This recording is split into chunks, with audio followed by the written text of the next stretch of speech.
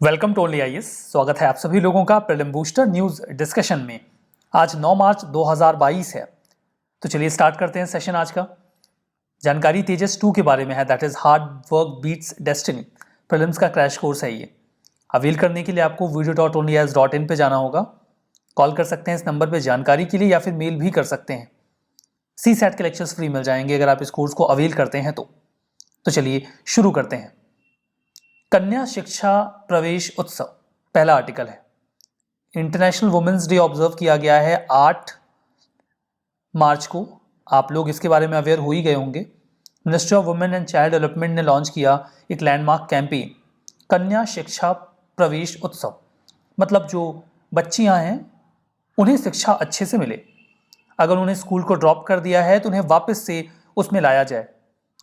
Women and child development ministry ने launch किया है, पार्टनरशिप रही है यूनिसेफ की।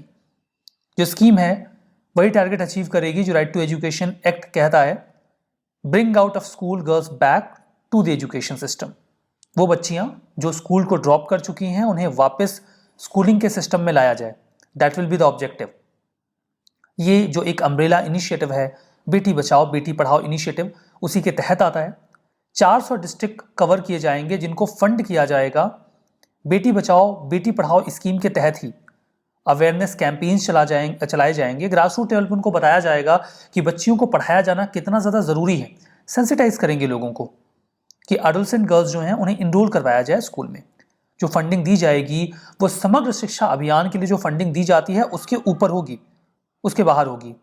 आंगनबाड़ी वर्कर्स को इंसेंटिवाइज किया जाएगा। अगर वो कन्विंस कर पाती हैं, काउंसलिंग कर पाती हैं बच्चियों की और उन्हें वापस से स्कूल में ले आ पाती हैं तो उन्हें इंसेंटिव्स भी मिलेंगे। कैंपेन ये होगा, सिग्निफिकेंस ये हो जाएगा कि जो एग्जिस्टिंग स्कीम्स एंड प्रोग्राम्स हैं, जैसे कि scheme for adolescent girls SAG, Beti Bachao Beti Padhao, national education policy, ये इन स्कीम्स को और ज़्यादा स्ट्रेंथन करेगा। वुमेंस डे के बारे में बात करते हैं। 8 मार्च को हर साल ऑब्जर्व किया जाता है। इस बार की थीम रही gender equality today for a sustainable tomorrow.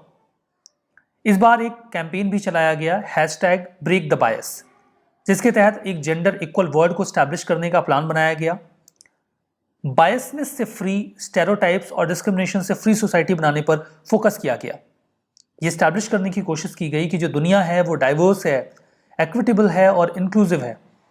हमें चाहिए कि हम डिफरेंट वैल्यूज को सेलिब्रेट करें, उसे एक्नॉलेज करें। इस दिन की हिस्ट्री और सिग्निफिकेंस क्या है, देख के हमें ऐसा लगता है कि किसी फेमिनिस्ट मूवमेंट के रिजल्टेंट निकल के आया होगा वुमेन्स डे, लेकिन एक्चुअली में इसका रूट आपको लेबर मूवमेंट में मिलेगा या सोशलिस्ट मार्क्सिस्ट मूवमेंट में मिलेगा। जर्मनी की एक सोशल एक्टिविस्ट थी क्लैरा जेटकिन। उन्होंने कहा कि वुमेन्स डे मनाया जाना चाहिए और 1911 में for the first time women's day observe किया गया। जब पहली बार वुमेन्स डे ऑब्जर्व किया गया तो दिन 8 मार्च नहीं था। उन्होंने जो डेट प्रपोज करी थी वो 28 फरवरी था। और 2011 में, ये देखिए यहाँ लिखा नहीं है, मैं जानकारी के लिए यूं ही बता दे रहा हूँ, 1911 में जब पहली बार वुमेन्स डे ऑब्जर्व किया गया था तो 28 फरवरी को किया गया था। 1913 में इस डेट को बदल के 8 मार्च किया गया था। चलिए ये तो आपने समझ लिया। यहाँ पर देखिए कुछ कलर्स होते हैं वुमेन्स डे के बेसिस पे, पर्पल, ग्रीन और व्हाइट। पर्पल सिग्निफाई करता है जस्टिस और डिग्निटी को, ग्रीन होप को और व्हाइट प्योरिटी को। हालांकि डिबेटेबल है, कई बार व्हाइट को इक्वलिटी के लिए भी पोर्ट्रे किया जाता है। Women's social and political union, उन्होंने इन कलर्स को सिंबलाइज किया था वुमेन्स के लिए यूके में 1908 में।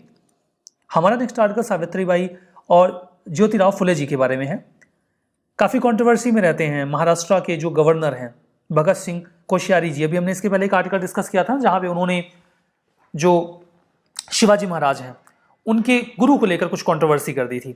और अभी उन्होंने ज्योतिराव फुले और सावित्रीबाई फुले की चाइल्ड मैरिज को लेकर कुछ कॉमेंट किया। इनफैक्ट कमेंट तो बड़ा जनरल था, लेकिन उनका बोलने का तरीका लोगों को पसंद नहीं आया और फिर एक बार कंट्रोवर्सी इरप्ट होकर आई। इसी रेफरेंस में सावित्रीबाई और ज्योतिराव फुले जी न्यूज़ में आए। बात करते हैं ज्योतिराव फुले जी के बारे में।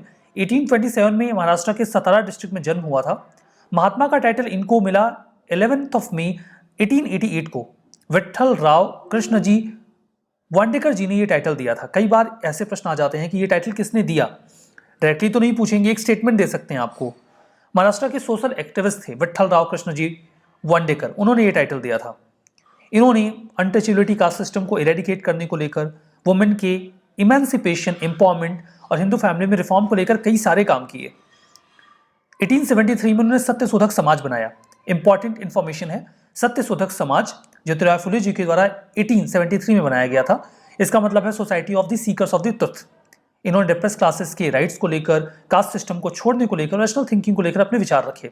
इनके कुछ बहुत ही फेमस वर्क हैं, तृतीय रत्न 1855, गुलामगिरी सबसे इंपॉर्टेंट 1873, इसके अलावा श्वेतकराचार, आशुत या फिर कल्टीवेटर्स विपकॉर्ड 1881। सावित्रीबाई फुले की बात करते हैं।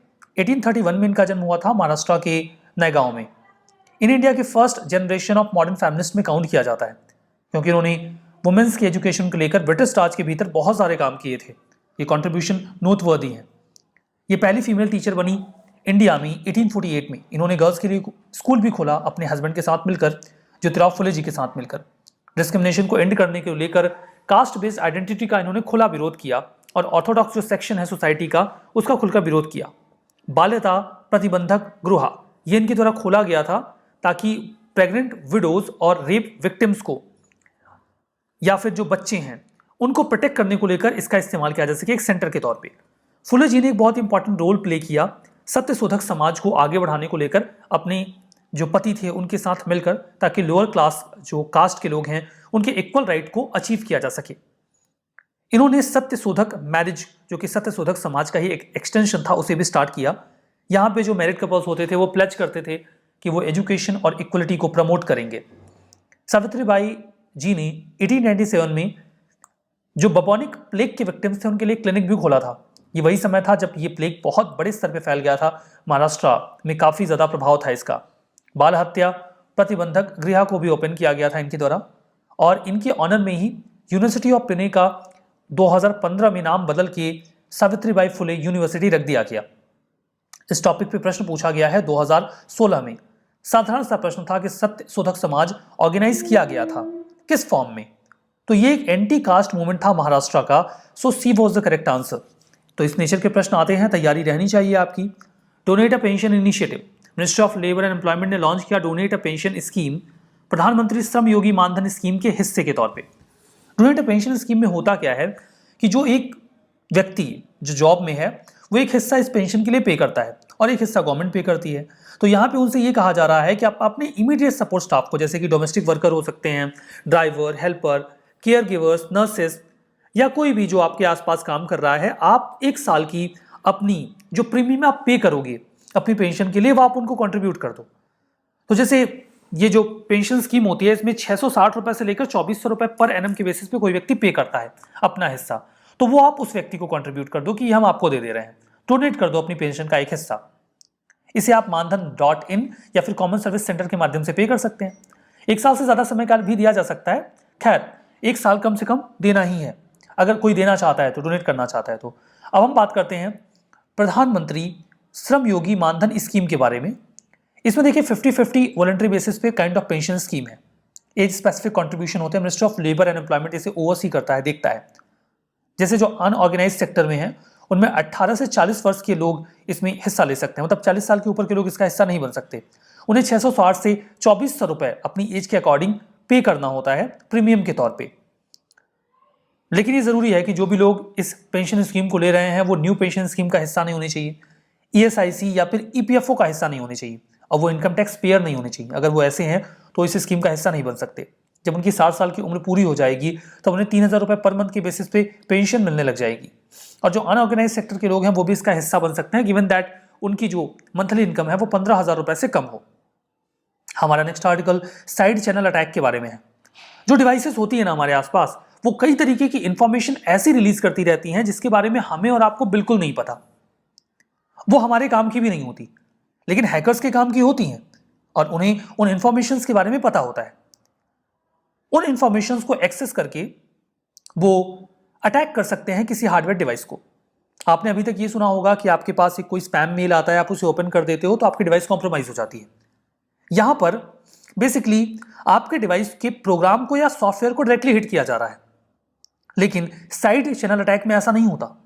जो हैकर होता है या फिर जो अटैकर होता है वो आपके डिवाइस के प्रोग्राम या सॉफ्टवेयर को डायरेक्टली अटैक नहीं करता, बल्कि बहुत ही जनरल इंफॉर्मेशन एक्सेस करता है आपके डिवाइस की और उसे एक्सप्लॉइट करके आपके सिस्टम को, डिवाइस को कॉम्प्रोमाइज कर लेता है। ऐसा ना हो इसी वजह से इंडियन रिसर्चर्स ने लो एनर्जी सिक्योरिटी चिप बनाया है जो साइड चैनल अटैक्स को रोकेगा आईओटी डिवाइसेस में। अब वो कैसे इंफॉर्मेशन एक्सेस कर लेते हैं? देखिए, इसको कॉम्प्रोमाइज करने के लिए जरूरी नहीं कि आपका मोबाइल ही एक्सेस कर लिया जाए। आपकी स्मार्ट वॉच, कोई electronic device, power transmission line, server, उन्हें भी एक्सेस किया जा सकता है। ये कुछ सेंसिटिव इंफॉर्मेशन अवेल करते हैं, जैसे कि क्रिप्टोग्राफिक कीज, मशीन का लर्निंग मॉडल, मशीन कैसे सीखती है अगर वो इंटरनेट ऑफ थिंग्स से अटैच्ड है तो, पावर कंजम्पशन कैसा है उस मशीन का, वो कितना पावर कंज्यूम करती है, और इलेक्ट्रोमैग्नेटिक लीक्स जो कई सारे सिस्टम्स में होते हैं, ये उन्हें डिटेक्ट कर लेते हैं और उसी के बेसिस पे वो उस मशीन को कॉम्प्रोमाइज कर लेते हैं। तो यहां पे वो सीधे सीधे जो सॉफ्टवेयर या प्रोग्राम है उसे हिट नहीं करते, बल्कि हार्डवेयर से निकलने वाली इंफॉर्मेशन को एक्सेस करके मशीन को कॉम्प्रोमाइज करते हैं। एग्जाम्पल के तौर पे किसी व्यक्ति की स्मार्ट वॉच को कैप्चर किया जा सकता है और फिर उसकी ईसीजी या हार्ट रेट सिग्नल्स को जाना जा सकता है जिसे वो किसी को नहीं बताना चाहता। तो इसे कहते हैं साइड चैनल अटैक। बात करते हैं स्लीनेक्स के बारे में। नाम से स्पष्ट है, SL से श्रीलंका, I से इंडिया, N से नेवल एक्सरसाइज 7 मार्च से 10 मार्च के बीच में विशाखापट्टनम में हो रहा है। ये 2 फेजेस में होगा। पहला होगा हार्बर फेज, ये विशाखापट्टनम में 7 से 8 मार्च में होगा, और दूसरा होगा सी फेज, ये 9 से 10 मार्च में होगा बे ऑफ बंगाल में। श्रीलंका की नेवी को रिप्रेजेंट करता है SLNS सयूरला और इंडिया की ओर से है INS किच, गाइडेड मिसाइल कॉर्वेट है ये। इससे जो भी एक्सरसाइजेज होती हैं, इससे इंटर ऑपरेबिलिटी बढ़ती है, म्यूचुअल अंडरस्टैंडिंग बढ़ती है और बेस्ट प्रैक्टिसेस को भी बढ़ावा मिलता है।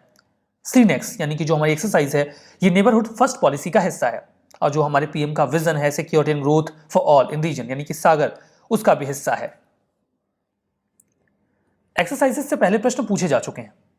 2008 में यह प्रश्न पूछा गया था 2007 की एक्सरसाइज के ऊपर, that was hand in hand 2007। ये एक एंटी टेररिज्म मिलिट्री ट्रेनिंग है, ज्वाइंट फॉर्म में हुई।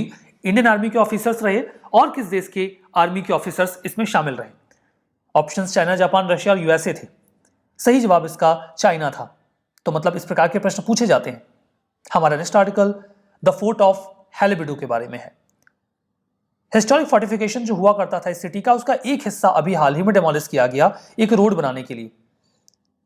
ये जो हेलिबिडो या हेल्बिड है, ये होयसल्स की कैपिटल हुआ करती थी वर्तमान के कर्नाटका में। वर्ल्ड हेरिटेज साइट टैग के लिए भी इसे रिकमेंड किया गया है। होयसल रूलर्स ने इसे 11वीं सेंचुरी में बनाया था ग्रेनाइट के पत्थरों से, वहां के स्ट्रक्चर्स को प्रिजर्व करने के लिए, बचाने के लिए। ये एक प्रोटेक्टिव वॉल की तरह काम करता है कैपिटल टाउनशिप में, जिसमें शामिल हैं होयसलेश्वर और शांतिनाथ बसादी। ये जो हिस्टोरिकल स्ट्रक्चर मॉन्यूमेंट्स हैं, उन्हें एक काइंड ऑफ सिक्योरिटी देता था। ये होयसलेश्वर टेम्पल स्वच्छ आइकॉनिक प्लेस SIP का हिस्सा नहीं है, ये काइंड ऑफ फैक्ट है जो आपको बता दिया गया है। यहां पे रिवीजन करते हैं। वुमेन्स डे 2022 की थीम रही gender equality today for a sustainable tomorrow. ये तो सही है। प्रधानमंत्री श्रम योगी मानधन scheme ministry of finance oversee कर रही है, नहीं, गलत है, ये मिनिस्ट्री ऑफ लेबर है। श्रीनेक्स इंडिया और सिंगापुर का है, नाम से ही पता चल रहा है श्रीलंका है, तो गलती हो गया। ज्योतिराव फुले, इन्होंने सत्यशोधक समाज बनाया 1873 में, society of the seekers of truth. ये तो सही है। Side channel attack directly attack करता है प्रोग्राम और सॉफ्टवेयर को, गलत है, ये मैंने बताया था कि ये एडिशनल इन्फॉर्मेशन एक्सेस करता है। ये सेशन यहाँ पे समाप्त होता है। PDF आपको मिलेगी ओनली आज के टेलीग्राम चैनल पे, वहां जाइए, PDF को डाउनलोड करके रिवीजन जरूर करिएगा। That's all for now, thank you very much.